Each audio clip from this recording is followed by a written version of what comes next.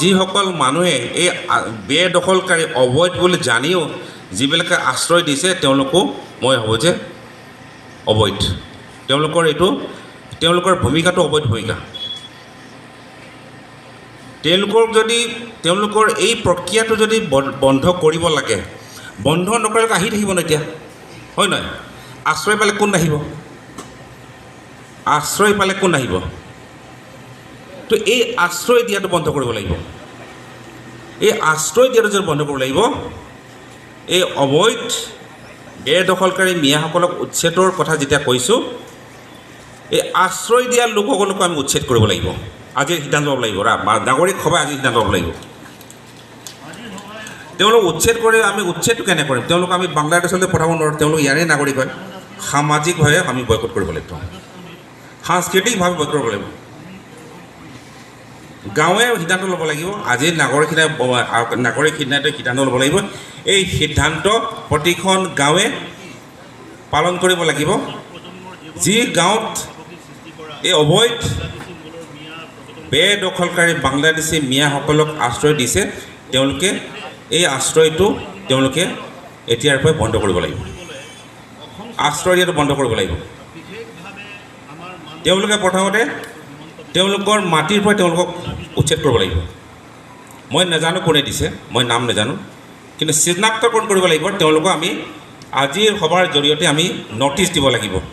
ইমান দিনৰ ভিতৰত এই অবৈধ বেদখলকাৰী যিবিলাক বাংলাদেশী মূলৰ মিয়া আছে, তেওঁলোকক আপোনাৰ ঘৰৰ পৰা উলিয়াই দিব লাগিব। নহ'লে সামাজিক বয়কট, তেওঁলোকৰ ঘৰত কোনো সামাজিক অহা যোৱা বন্ধ কৰিব লাগিব। কোনো সকাম নিকাম তেওঁলোকৰ ঘৰত যাব নোৱাৰিব, তেওঁলোক মাতিব নোৱাৰিব। বিয়া বাৰু চব বন্ধ কৰিব লাগিব। সেইটো ঘৰৰ পৰা আমি বিয়া পাতিব নোৱাৰে, আমাৰ ল'ৰা ছোৱালীও তাত দিব নালাগিব। এনেকুৱা ধৰণৰ কঠোৰ সামাজিক ব্যৱস্থা অলপ গ্ৰহণ কৰিব লাগিব। কাৰণ এই সমস্যাটো আমাৰ এটা ভাবুকি নহয় জানো? আমাৰ অস্তিত্বৰ প্ৰতি ভাবুকি হৈছে। গতিকে অস্তিত্বৰ প্ৰতি ভাবুকিৰ যিটো অস্তিত্বৰ প্ৰতি ভাবুকিৰ সৃষ্টি হৈছে, তাক যোনে সহযোগ কৰে তেওঁতো সমাজ বিৰোধী হ'ব লাগিব নহয়?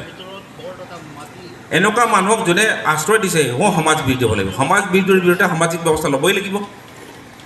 তাত কিয় কম্প্ৰমাইজ? তাত কোনো কম্প্ৰমাইজ নহয়, কোনো আপোচ হ'ব নোৱাৰিব।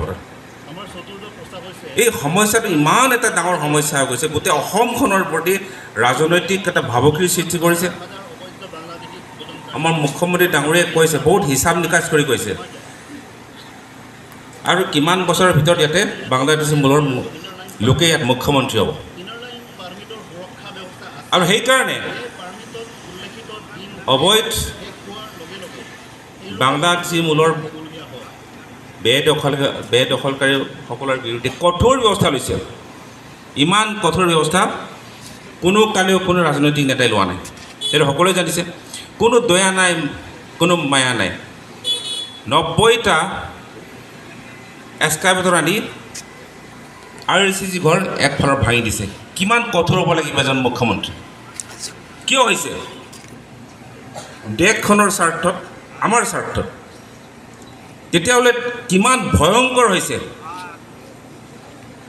গতিকে এনেকুৱা এটা ভয়ংকৰ ব্যৱস্থাত লৈ যিসকলে সহযোগ কৰিছে তেওঁলোকো ভয়ংকৰ আমাৰ কাৰণে।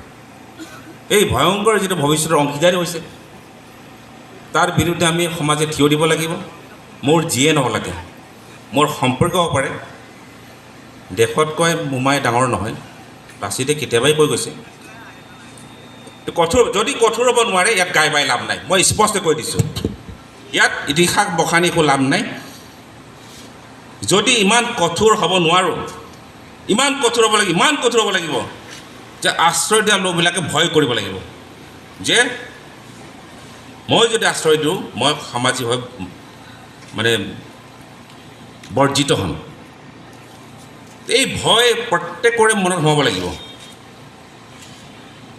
এই ভয় প্ৰত্যেকজন খিলঞ্জীয়া মানুহৰ মনত সোমাব লাগিব।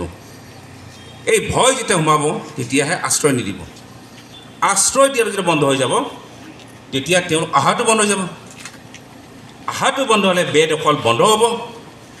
বেদখল বন্ধ হ'লে এই সমস্যা নাইকিয়া হৈ যাব। গোটেইটো বস্তু ইণ্টাৰলিংকড। গতিকে আজিৰ সভাই সিদ্ধান্ত ল'ব লাগে যে যিসকলে আশ্ৰয় দিছে তেওঁলোকে ইমান দিনৰ ভিতৰত তেওঁলোকৰ মাটিৰ পৰা আঁতৰাই দিব লাগিব। তেওঁলোকৰ কেইটামান টকাৰ যিটো মানে লাভ, সেই লাভৰ বিনিময়ত কিমান ডাঙৰ এটা ভুল কৰি আছে সেইটো উপলব্ধি কৰিব লাগিব তেওঁলোকে। মই হ'লেও কৰিব লাগিব। আজি ইমানবোৰ মানুহ কিয় গোট খাইছোঁ? এই সমস্যাটোৰ কাৰণেতো গোট খাইছোঁ। আৰু যদি তেওঁলোকে যদি এই ভূমিকা লৈ থাকে, তেওঁলোকৰ বিৰুদ্ধে আমি যদি এটা ব্যৱস্থা ল'ব নোৱাৰোঁ, ইয়াতকৈ ডাঙৰ মিটিং কৰিব লাগে আমি। আজি 10জন গোট খাইছোঁ আৰু 20জন গোট খাবলৈ ভৱিষ্যতে। কাৰণ কিয়? ইয়াত কিছুমান কথা আছে, এই কথাবিলাক বুজিব লাগিব। পৃথিৱীত এটা কথা আছে, যোগ্য ভোগ্য বসুন্ধৰা। এই বিষয়ে যাৰ যোগ্যতা আছে সি ভোগ কৰিব পাৰে। এতিয়া সেইবিলাক অপ্ৰিয় হ'লেও কিছুমান কথা স্বীকাৰ কৰিব লাগিব। আমি সামগ্ৰিকভাৱে আমি যোগ্য হোৱা নাই তেওঁ। সেইকাৰণেতো আমি মাটি কাৰোবাক দি দিছোঁ, আমি নিজে কৰিব নোৱাৰোঁ, আমাৰ মানুহ নাই কৰিব লগা, সেইকাৰণে আনক দি দিছোঁ। আৰু ই আমাৰ কাৰণে এটা ডাঙৰ সমস্যাৰ সৃষ্টি কৰিছে। অৰুণাচলত সেইটোৱে হৈছে, নিজে নকৰে, চব ভাড়াত দি দিয়ে। তাৰমানে কি, এই মাটিডৰাত খেতি কৰিব যোগ্যতা আমাৰ নাই।